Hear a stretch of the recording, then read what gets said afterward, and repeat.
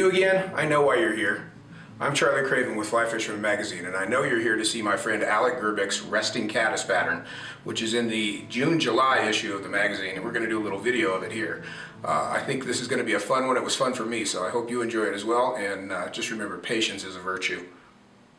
All right, here we are, and we're about to tie my good friend Gerbec's resting caddis. This is a kind of a complicated little pattern. It took me 12 or 13 of them to get dialed in with Alex's help, but I think we got it, and I have to admit it's a sort of a fun little fly.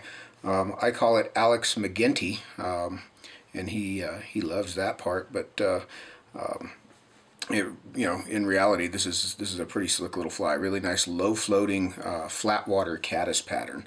And it's got a couple little tricks on it, so that makes it fun. So we're gonna get started. What I've got here in the vise is a Tiemco 2487. I'm tying a 14 today, and I'm going to use some 14-aught Vivas just in brown. I'm going to tie a tan one. So I'm going to take and start my thread, but what I'm going to do is I'm going to start my thread about 2/3 of the way forward, and I'm going to leave a long tag end. We're going to use that tag as a rib as we get a little further along, so I want to wrap back over that down around the bend of the hook a bit, and then I'll bump my thread just so it doesn't slide. And I'm going to take a little bit of tan superfine dubbing for the body here, and again, you can tie this in whatever color you like. And I'm going to put a noodle of this on the thread. I'm going to start off pretty thin and work up a little thicker. Even on a 14, it doesn't take as much as you need. We're not doing the entire hook shank with this, so I want to use that bare thread between the dubbing and the hook to work back and get my first turn of dubbing to come around back here right at the bend and start with a nice skinny little body. One strand there on the hook point. I'll get that with the rib. And I'm going to build a little bit of a tapered body as I come forward. And I like to catch the hook point like that so it jumbles up that dubbing just a little bit, just to keep me humble. And now that that's accomplished, I'll just go back to doing it right. So we've got a little tapered body there, nothing fancy. Now, Alec likes to counter wrap this thread rib, so I'm just going to reverse wrap this, just evenly spaced. And the amount of spacing is sort of up to you. You know, I noticed sort of depends on my mood, but you can see over that tan dubbing, that brown thread rib makes a nice little bit of segmentation there. And I'll tie that off with a few turns, and then clip that off out of there. And for the underwing on this fly, we're going to use tan CDC. And what I've done here, my CDC feathers are a little scraggly, so I've got 2 of them, and you can see I've already tied one. I did one warm up, so I've stripped off one side. But what I'm going to do here is I'm going to take the feather like so and grab a clump and peel it off, and then bundle it up into a nice neat little bunch. And you can see there's some various lengths there. I'm not worried about that just yet. So I'm going to make a thread base up to the hook eye and back again to the front edge of the body, and then I'll tie that CDC in right on top, just nice and firm.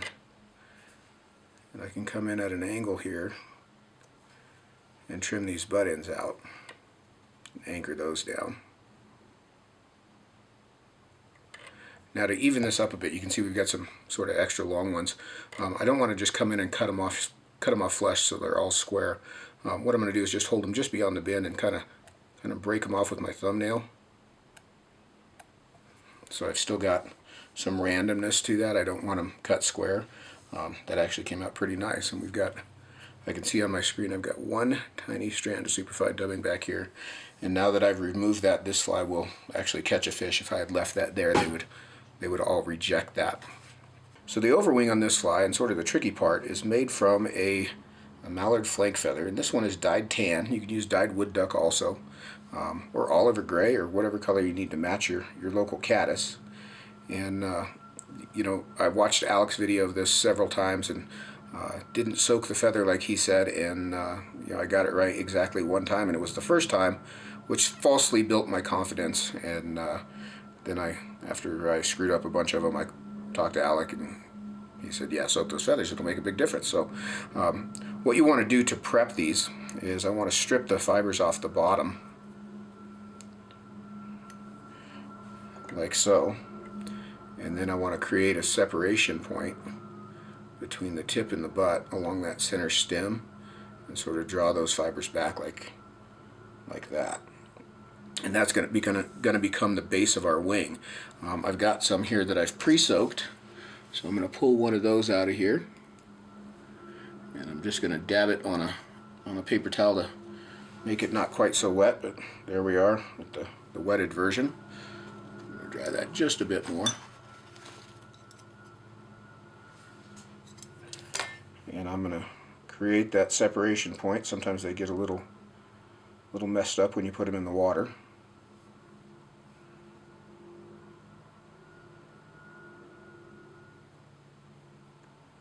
Strip a few of these fibers off the base. I don't want too many of them there.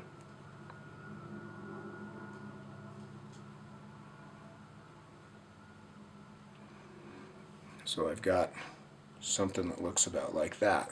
Now the trick to tying this in, and this is the part that I sort of fought with, when you first prep this feather, I'm going to hold it sideways so you can see it. When you first prep this feather, you want to try to keep everything flat and in line. You don't want to pinch it or roll it. So I want to kind of slide that down here on the screen. Slide that in my fingertips so I've got it prepped out like that. And then I'm going to lay that right on top of the hook, and I want to hold on to the hook as I come up and around. And I want to keep that all centered up on top. Make sure that center quill is right on top of the hook, like so there. And I'll get that anchored in with 3 or 4 turns. Then you want to separate out that center stem and lift that up and get a couple more turns in there over just those fibers to sort of anchor everything down. And I'll trim that center stem out, and then I'm going to come in with the very tips of my scissors here and trim those remaining fibers out. Made that look a lot harder than it needed to be, but we got there. Alright, now to Alec's credit, he just continues on and ties the fly, and he doesn't split the wing until after he's whip finished. But I'm going to go ahead and do it now, just in case I screw it up. But what we want to do here is we're going to take up here above our reversed section. I'm going to take a few fibers off one side. Kind of turn this so you can see. Let's see, this way. I'm going to do the far side first. And what I want to do, and I've got to do it where I can see it, is I'm going to really think of pulling the main stem away from these fibers. So you can see I've got some of these fibers set aside. I'm going to use that as a handle, and I'm going to pull the main stem, and as I start to feed down here, that will separate. And you can see you can even grab the base of the feather and start to skin it, like so. Kind of get an idea of what we've done there. Then I'm going to do the same thing on my near side here. Separate out a few fibers. And again, I kind of found it's helpful to think of pulling the main stem rather than pulling that little piece. And you don't have to go all the way down to the thread base to get them separated, but you can kind of see the shape of the wings that's given us, which is pretty cool, pretty realistic.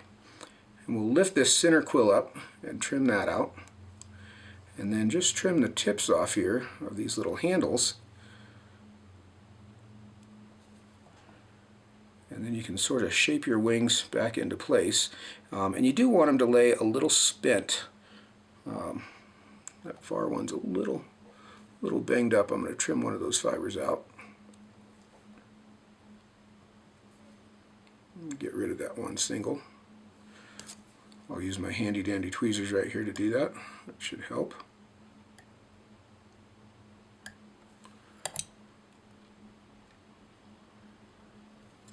And just sort of preen things into shape like so. So there's our Wally wing. Pretty crafty way to make a wing, and it's always something I've seen, and I have to admit this is the first time I've ever done it. So there we are. So now I'm going to take, I've got a dark barred ginger sort of variant saddle feather here. It's really a pretty feather. And I've sized this to the hook. I'm going to tie this in at the base of those wings. You could use brown here, of course. You could use dun. Again, match it to what you've got.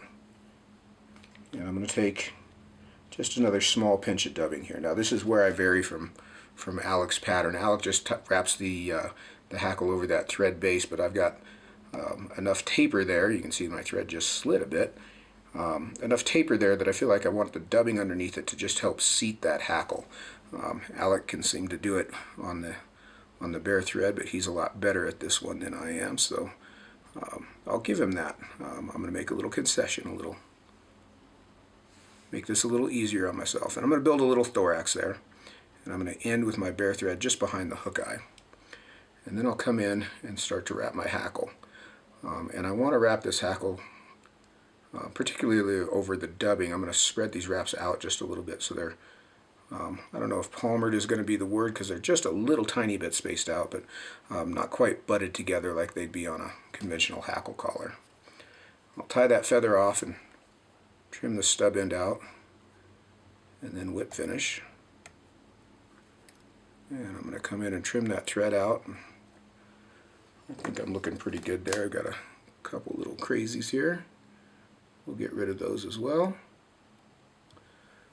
Again, much better. That fly where'd that guy come from? Alright, so we're looking better now. Now one thing Alec does is trims the hackle on the bottom, which I think is a good idea. What that's going to do is make this fly sit a little bit lower and let the butt end, let the curved hook work to your advantage and let the butt end hang below the hook. So I'm going to come in and pull that hackle down and just trim it off flush from the bottom.